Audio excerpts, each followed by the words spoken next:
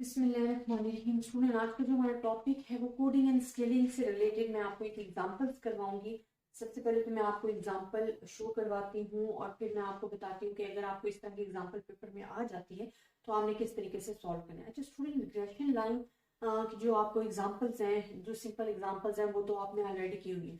अगर आपको वो ऐसे क्वेश्चन आ जाता है जिसमें आपको मेंशन कर दिया जाता है कि आपने जो estimate the line of regression जो है वो यूजिंग कोडिंग मेथड करते हुए या म्यू को कोई ऐसी वैल्यू मेंशन करते हुए आ जाती है तो देन आपने वही मेथड फॉलो करने हैं। अगर आप सिंपल फॉलो करोगे आंसर तो सेम आ जाएगा but question is consider as a wrong, ठीक है, बिकॉज आपने वो मेथड जो आपको करना चाहिए था नहीं किया। स्टूडेंट, यहाँ पे सबसे पहले तो मैं आपको क्वेश्चन शो करवा दूं ताकि आपको क्लियर हो जाए कि हमारे पास क्वेश्चन क्या है। क्वेश्चन नंबर 14.3 है। The following table shows the tons of steel produced versus the number of workers in a small steel mill. Observation number of observations आपको given है, number of workers given है, tons of steel produced given है। वो कहते हैं estimate the line regression using this one, ठीक है।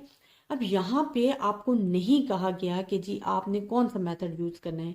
यहाँ पे आपको नहीं कहा गया कि आपने कौन सा मेथड यूज करना है, लेकिन क्योंकि उन्होंने म्यू मेंशन कर दिया तो इट्स मीन आपने कोडिंग मेथड ही यहाँ पे अप्लाई करना है। यहाँ पे देखें स्टूडेंट, हमारे पास क्या है, एक्स की वैल्यू गिवन है, वाई की वैल्यू गिवन है। एक्स हमारे पास क्या गिवन है, 1 से 8 तक गिवन है, 1 2 3 4 5 6 7 8। वाई आपको मैंने क्वेश्चन शो करवाया, आपको गिवन है 4 6 10 15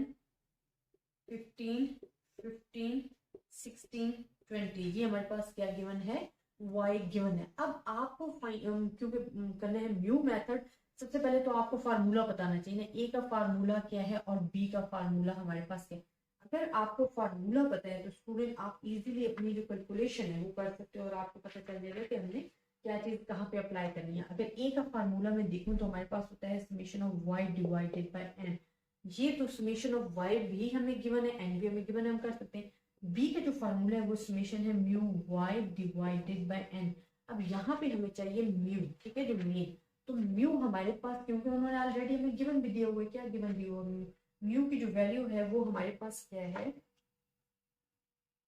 वो हमारे पास है x माइनस 4.5 एन 1/2। अच्छा 1 हमारे पास क्या है, वहां h दिया गया है ना, 1/2 मतलब इंटरवल दिया गया है। h हमारे पास क्या है, 1/2 है, आपको जो गिवन दिया गया है इंटरवल। अब स्टूडेंट यहाँ पे हमारे पास क्या चीज आ रही है, देखिए ईच एंड एवरीथिंग तो उन्होंने आपको खुद दे दिया, इंटरवल भी दे दिया है, साथ में उन्होंने दे दिया आपको मीन भी दे दिया है।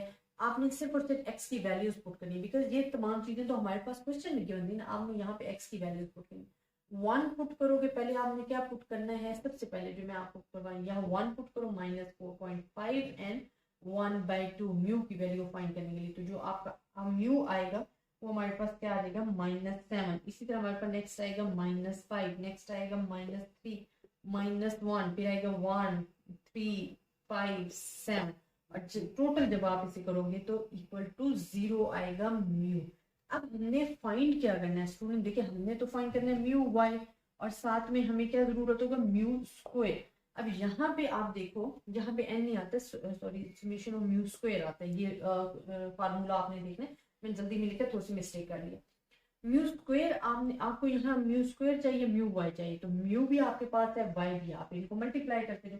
मल्टीप्लाई करोगे तो आपके पास आंसर आएगा -28 -30 -30 -10 15 45 80 एंड 140। आप इसका सम ले लो बिकॉज वी नीड द सम, तो 182 आ जाएगा। इसी तरह म्यू स्क्वायर क्या है कि आपके पास जो म्यू गिवन है ना, फॉर एग्जांपल ये, इसका हमने स्क्वायर लेते जाना, -7 का स्क्वायर लोगे तो 49 आ जाएगा, इसका 25 आ जाएगा, 9 आ जाएगा, 1 1 9 25 एंड 7 7 49। जब आप इसका सम करोगे तो आपके पास 168 आ जाएगा।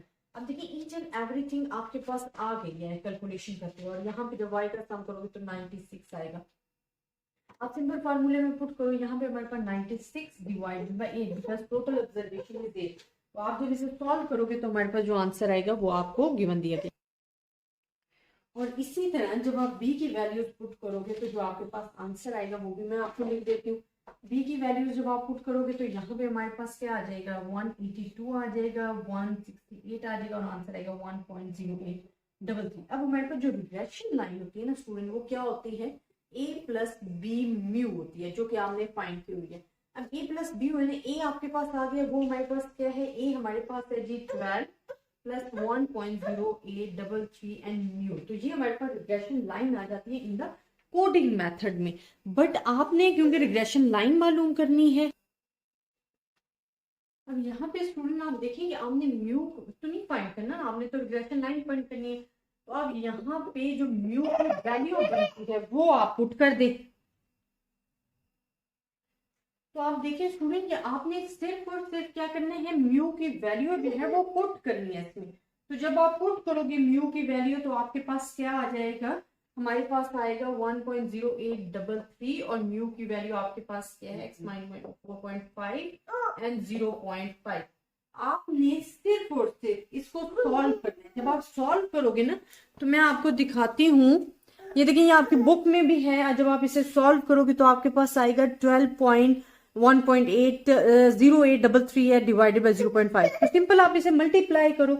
मल्टीप्लाई करने के बाद आप जो अपनी वैल्यूज हैं, या आप देखो कि 12 अब स्टूडेंट यहाँ पे आप देखो कि 12 आपने उनसे मल्टीप्लाई किया ना, सिंपल कैलकुलेशन आ गई। लेकिन जो आपके पास लास्ट रिग्रेशन लाइन आएगी ना, वो आपके पास आएगी 2.25 प्लस 2.167x। तो इट्स मीन कि आपके पास रिग्रेशन इक्वेशन जो है वो अवेलेबल आ गई है। लेकिन आपने म्यू तक खाली बस नहीं करनी है, आपने एक्स की वैल्यूज पुट करके इसकी वैल्यूज जो है वो लानी है। तो आई होप स्टूडेंट आपको इस क्वेश्चन की समझ आई होगी। लेकिन अगर आपको फिर भी किसी भी किस्म की कंफ्यूजन है तो आप मुझसे डिस्कस कर सकते हो। ज्यादा से ज्यादा अपनी दुआओं में याद रखिएगा। अल्लाह हाफिज।